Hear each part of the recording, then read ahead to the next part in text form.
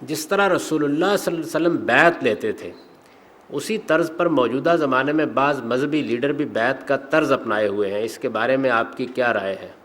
میں تو اس کے بارے میں اتنی رائے دے چکا ہوں کہ اب رائے دینے کی بھی گنجائش باقی نہیں رہ گئی۔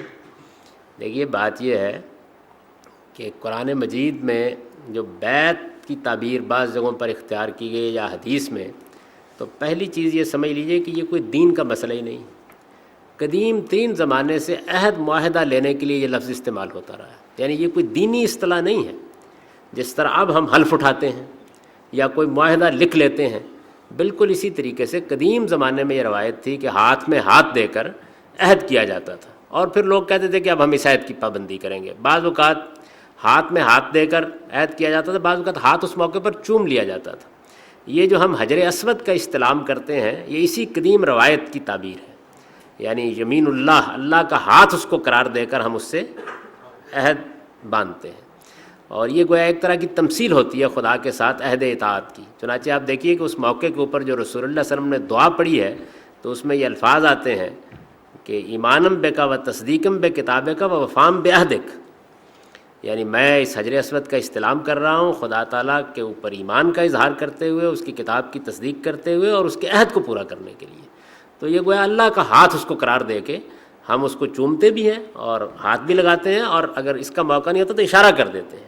تو یہ بیعت کا طریقہ جو ہے، یہ قدیم ترین طریقہ رہا ہے، اور یہی طریقہ رسول اللہ صلی اللہ علیہ وسلم کے زمانے میں بھی بہت سے مواقع پہ اختیار کیا گیا۔ اب اصل سوال یہ نہیں ہے کہ آپ بیعت لے رہے ہیں، روز لیں، کیا اعتراض ہے؟ اور روز لی جاتی ہے، کس چیز کی بیعت لے رہے ہیں؟ مثلا اگر آپ لوگوں سے اطاعت کی بیعت لے رہے ہیں، تو اب یہ سوال پیدا ہوتا ہے کہ اطاعت کا عہد لینے کا اللہ تعالیٰ نے حق کس کو دیا ہے؟ قرآن مجید میں بالکل واضح ہے کہ یہ صرف 3 ہستیاں ہیں جن کو یہ حق حاصل ہے۔ اللہ تعالیٰ جب چاہیں ہم سے اطاعت کا عہد لیں، ہم ان کی اطاعت کے اندر پہلے ہی بندھے ہوئے ہیں۔ اللہ کا رسول جب چاہے اطاعت کا عہد لے، اس لیے کہ دین کا تنہا ماخذ وہی ہے، ان کو پیغمبر ماننے کا مطلب یہ ہے کہ ہم ان کی اطاعت کر رہے ہیں۔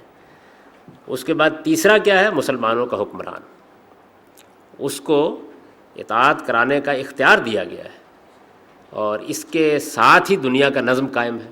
اس وقت بھی آپ دیکھ لیجئے، جب آپ ایک سرخ بتی کے اشارے پر رکتے ہیں تو اصل میں آپ اپنی حکومت کی اطاعت کر رہے ہوتے ہیں، اور یہ گویا اللہ اور رسول کی اطاعت ہے۔ تو یہ اطاعت ویسے بھی ہو رہی ہوتی ہے جیسے ہم اللہ کے رسول کی اطاعت کر رہے ہیں۔ اگر کسی موقع پر حکمران چاہیں کہ اس اطاعت کا عہد لیں منتخب ہونے کے بعد، تو لے سکتے ہیں۔ یہ سمع و طاعت کی بیعت ہے، تو یہ اللہ لے سکتے ہیں، اللہ کا پیغمبر لے سکتا ہے، مسلمانوں کا حکمران لے سکتا ہے۔ چنانچہ یہی وجہ ہے کہ اللہ نے بھی یہ لی، اللہ کے رسول نے بھی لی صلی اللہ علیہ وسلم، اور ان کے بعد مسلمانوں کے جو خلفاء مقرر ہوئے، سیدنا ابو بکر صدیق، سیدنا عمر اور باقی لوگ، وہ بھی لیتے رہے۔ یعنی یہ طریقہ ایک قدیم روایت کے طور پر لمبے عرصے تک جاری رہا۔ چنانچہ اگر کوئی شخص اب بھی مسلمانوں کا حکمران بنا دیا گیا ہے تو حلف تو اٹھاتے ہی ہیں ہمارے نمائندے اسمبلی میں، لیکن اگر وہ بیعت کے طریقے کو بھی اختیار کرنا چاہے تو اس پر دین کو کوئی اعتراض نہیں ہے، کوئی اعتراض نہیں ہے۔ لے اچھی بات ہے، نہ لے تب بھی یہ کوئی ضروری چیز نہیں ہے، یعنی جو واجب نہیں ہے۔ اطاعت میں تو ہم بندھے ہوئے ہیں، اللہ کے حکم کے تحت بندھے ہوئے ہیں، اللہ کے رسول کے حکم کے تحت بندھے ہوئے ہیں۔ دوسری چیز یہ ہے کہ کوئی آدمی لوگوں سے اسلام کی بیعت لیتا ہے، رسول اللہ صلی اللہ علیہ وسلم نے لی ہے، تو رسول اللہ صلی اللہ علیہ وسلم تو اسلام کو لانے والے ہیں اور خدا کے نمائندے کی حیثیت رکھتے ہیں۔ جب چاہیں ہم سے بیعت کا مطالبہ کریں۔ میں یہ حق کیسے رکھتا ہوں؟ یا آپ یہ حق کیسے رکھتے ہیں؟ اس کی وجہ یہ ہے کہ ہم سب تو اس بیعت اسلام میں بندھے ہوئے ہیں پہلے سے، تو اس میں اگر کوئی مرشد ہے زمین کے اوپر اسلام کے معاملے میں، تنہا محمد رسول اللہ صلی اللہ علیہ وسلم، باقی کسی کی یہ حیثیت ہی نہیں ہے۔ اور اگر وہ اس حیثیت کا ادعا کرتا ہے تو اس کو شفاخانہ یا امراض دماغی میں بھیجنا چاہیے۔ اس کی وجہ یہ ہے کہ وہ کس مقام پر اپنے آپ علیہ وسلم، باقی کسی کی یہ حیثیت ہی نہیں ہے، اور اگر وہ اس حیثیت کا ادعا کرتا ہے تو اس کو شفاخانہ یا امراض دماغی میں بھیجنا چاہیے۔ اس کی وجہ یہ ہے کہ وہ کس مقام پر اپنے آپ کو فائز سمجھ کے یہ بیعت لے رہا ہے، کوئی وجہ نہیں ہے۔ تو سمع و طاعت کی بیعت اگر آدمی لیتا ہے تو بغاوت کا ارتکاب کرتا ہے، اس لیے کہ یہ تو صرف حکمران لے سکتا ہے۔ اسلام کی بیعت اگر لیتا ہے تو اپنے آپ کو پیغمبر کے منصب پر فائز کرتا ہے، اور یہ منصب اب زمین پر کسی کو حاصل نہیں ہے۔ چنانچہ یہی وجہ ہے کہ خلفائے راشدین نے بعد میں سمع و طاعت کی بیعت تو لی ہے سیاسی لحاظ سے، اسلام کی بیعت لینے کی کبھی جسارت نہیں کی، اور اگر زمین کے اوپر رسول اللہ کے بعد کوئی جسارت کر سکتا تو ابو بکر کو کرنی چاہیے تھی رضی اللہ عنہ، انہوں نے نہیں کی کبھی۔ چنانچہ اس کا دروازہ تو حضور کے بعد بند ہو گیا۔ اس کے بعد بعض لوگ جو ہیں وہ توبہ کی بیعت لیتے ہیں، توبہ کی بیعت میں لے رہا ہوں لوگوں سے، اصلاح کی بیعت لے رہا ہوں، تو میرے نزدیک یہ بھی بڑا غیر معمولی ابرام ہے۔ اصلاح کا میں بھی محتاج، توبہ کا میں بھی محتاج، آپ بھی محتاج، مجھ میں اور آپ میں اس لحاظ سے فرق کیا ہے؟ کیا حق رکھتا ہے کوئی شخص کے دوسرے سے کہے کہ تم میرے ساتھ عہد کرو کہ تم توبہ کرو گے؟ یہ عہد تو ہم اللہ کے رسول کے ساتھ کر چکے۔ تو یہ بیعت بھی ظاہر بات ہے کہ اپنے آپ کو ایک ایسے منصب پر فائز کرنا ہے کہ جو منصب اب زمین پر کسی کو حاصل نہیں ہے۔ تو بیعت کے بارے میں یہ میرا نقطہ نظر ہے۔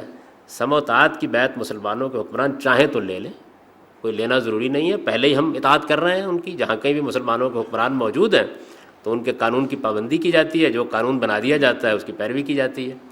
اور میں ہمیشہ لوگوں کو توجہ دلاتا ہوں کہ جو قوانین بنائے جاتے ہیں کسی مسلمان ملک میں یا کسی غیر مسلم ملک میں بھی اگر آپ گئے ہیں، وہاں بھی آپ معاہد ہوتے ہیں تو ان قوانین کی پابندی اللہ اور رسول کا حکم سمجھ کے کرنی چاہیے، اس لیے کہ وہ ایک معاہدہ ہے جس کے اندر آپ بندھے ہوئے ہیں۔ وہ جب چاہیں یہ بیعت لے لیں، اس کے علاوہ اب اور کون سی بیعت لینی ہے؟ تو جن لوگوں کو بیعت لینے کا بہت شوق ہے بعض مذہبی رہنماؤں کو، ان کو میں نے مشورہ دیا تھا یہ سارا تجزیہ کر کے کہ سمع و اطاعت کی بیعت لینے کا آپ حق نہیں رکھتے، توبہ و ارشاد کی بیعت لینے کا آپ حق نہیں رکھتے، اسلام کی بیعت لینے کا آپ حق نہیں رکھتے۔ اب اگر لینی ہے تو ایک بیعت لے سکتے ہیں، اور وہ بیعت وہ ہے جو حضور نے اپنی قوم کے لوگوں سے کہا تھا ابتدا میں کہ میری کر لو۔ انہوں نے کہا تھا میرے ساتھ بھائی چارے کی بیعت کر لو، یہ کر لو۔ حضور نے یہی کہا تھا کہ دعوت کے اس کام میں میں تم کو دعوت دیتا ہوں۔ مسند احمد بن حنبل میں یہ روایت موجود ہے کہ الا ان یبایعکم ان یکون اخی و صاحبی، تم میں سے کون اس بات پر میری بیعت کرتا ہے، میرے ساتھ عہد کرتا ہے کہ وہ میرا بھائی اور ساتھی بن کے رہے گا؟ تو بھائی اور ساتھی بنا لیجئے۔ لیکن جب میں نے یہ لکھا تو ایک مذہبی رہنما نے اس کا جواب مجھے یہ دیا، لکھ کر دیا، چھپا ہوا ہے، کہ تم خواہ اس پہ تنقید کر رہے ہو، آخر تمہاری بیوی نے بھی تمہاری سمع و اطاعت کی بیعت تو کی ہوئی ہے۔ تو میں نے اس کا جواب یہ دیا تھا کہ میرا اور آپ کا جھگڑا ہی یہ ہے، میں کہتا ہوں اپنے ساتھیوں کو ساتھی بنا کے رکھیے، آپ بیوی بنا کے رکھنے پہ مصر ہیں۔ تو اس پر یہ بحث ختم ہو گئی تھی۔